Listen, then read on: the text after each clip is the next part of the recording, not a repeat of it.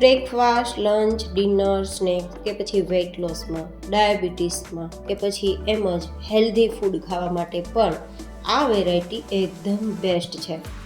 એકદમ સરળ રીતે તૈયાર થશે અને જે ખાશે તેને ખૂબ પસંદ આવશે.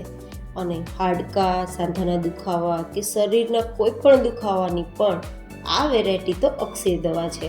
તો ચલો રેસીપી શરૂ કરીએ. તો જેમના માટે આપણે જુવાર લેશું. અત્યારે મેં માત્ર તમને બતાવવા માટે થોડી જુવાર લીધી છે, પણ મેં અહીંયા 1 કપ જેટલી જુવારને લગભગ ઓવરનાઇટ એટલે કે આખી રાત પાણીમાં પલાળીને રાખી હતી. જુવારને પહેલાં તો સારી રીતે ધોઈને પછી પાણીમાં પલાળવાની, કારણ કે જુવારમાં ખૂબ કચરો હોય છે. તો આ રીતે જુવારના દાણા આખી રાતમાં સરસ ફૂલી ગયા છે. અને હવે જુવાર થોડી વધારે સોફ્ટ થઈ જાય તેના માટે 2 ગ્લાસ જેટલું પાણી કુકરમાં રાખશું અને તેમાં આપણે જે જુવાર છે તેમાંથી પાણી કાઢી અને પછી તેને કુકરમાં ઉમેરી દઈશું.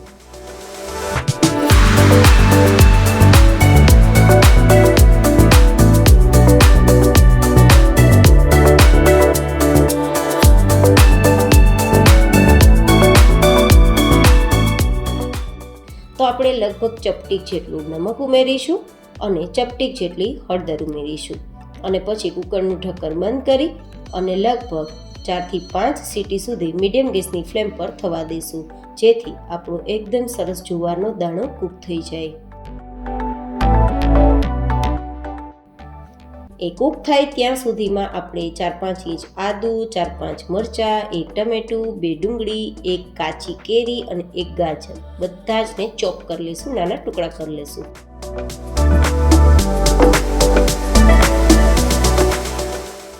આ રીતે કુકરમાં 5 વિસલ આવી ગઈ છે. તો એકદમ સરસ જુવાર આપણી બફાઈ ગઈ છે. એકાદ દાણો આપણે જુવારનો ચેક પણ કરી લેવાનો. એકદમ સરસ દબાવતા આપણો દાણો દબાઈ જવો જોઈએ. તો હવે આપણે આ જુવારમાંથી પાણી કાઢી લેવાનું છે, મતલબ આપણી જુવારને નિતારી લેવાની છે. અને તે નીતરે ત્યાં સુધીમાં તડકો તૈયાર કરવા માટે અડધી ચમચી જેટલું આપણે બટર ઉમેરીશું. તમે અહીંયા ઘીનો ઉપયોગ કરી શકો છો.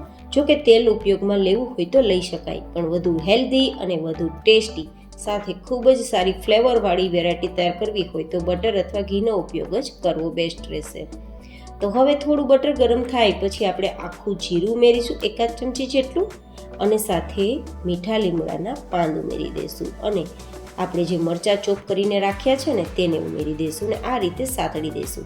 ગાઈઝ, ભૂખ્યા રહેવા કરતાં તો બેસ્ટ છે કે વેટ લોસમાં આ વેરાયટી ખાવામાં આવે તો પેટ પણ ભરાશે અને વેટ લોસ પણ ફટાફટ થશે. સાથે આપણે લઈશું આ રીતે ચોપ કરેલી ઓનિયન્સ. તમે અહીંયા નાના ટુકડા કરી શકો છો, આ રીતે સ્લાઇસ પણ કરી શકો છો. ધેન આપણે ગાજરના ટુકડા ઉમેરી દઈશું. અહીંયા તમને પસંદગી હોય તે બધા જ શાકભાજીનો ઉપયોગ કરી શકો, જેમ કે કેપ્સિકમનો ઉપયોગ કરી શકો છો, મકાઈ છે.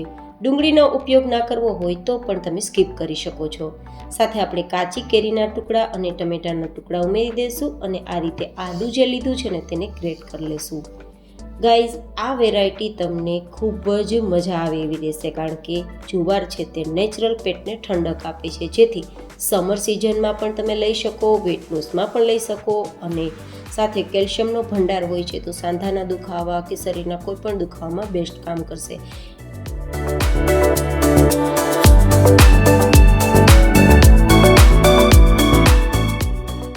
હવે આ રીતે આપણે થોડું સ્વાદ પ્રમાણે સેંધા નમક ઉમેરીશું.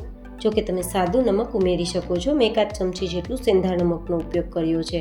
હવે આ રીતે મિક્સ કરી અને થોડીવાર માટે તેને કૂક કરવાનું છે. તો 2 થી 3 ચમચી જેટલું પાણી પણ ઉમેરી દઈશું, જેથી આપણી સબ્જી ફટાફટ સોફ્ટ થાય. વધારે પાણીનો ઉપયોગ નથી કરવાનો. હવે ઢાંકી દઈશું અને ગેસની ફ્લેમ મીડિયમ રાખીશું.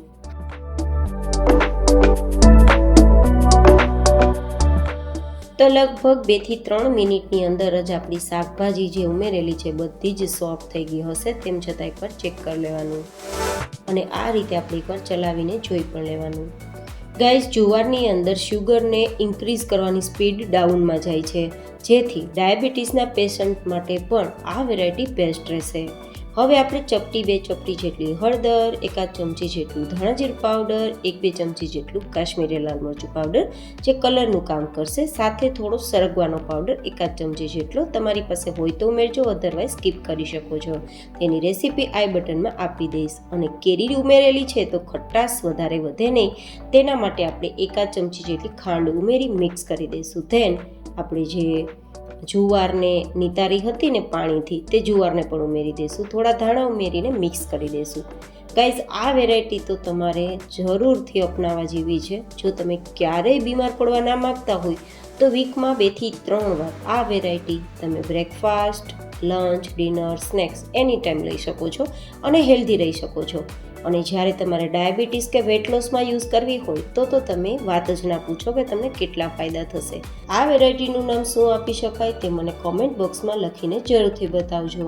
તો આ રીતે એકવાર મિક્સ કરી દેશું, ઢાંકી દેશું એન્ડ ધેન ધીમા ગેસની ફ્લેમ પર 2 મિનિટ માટે તેને થવા દેશું. તો એકદમ સરસ આપણી આ વેરાયટી કૂક થઈ જશે. 2 મિનિટ પછી આપણી આ વેરાયટી સર્વ કરવા માટે રેડી થઈ ગઈ છે. તો હવે તેને આપણે ગેસની ફ્લેમ બંધ કરી નીચે લઈ લેશું. તો તૈયાર છે ખૂબ જ હેલ્ધી, ખૂબ જ સ્વાદિષ્ટ આપણો એકદમ ઇન્સ્ટન્ટ ઇઝી નવો નાસ્તો કે નવી વેરાયટી કે નવી વાનગી.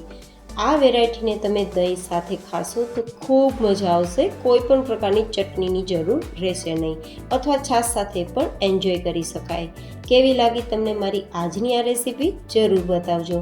ફરી મળીશું એક નવી હેલ્ધી રેસીપી સાથે. ત્યાં સુધી stay healthy and stay happy.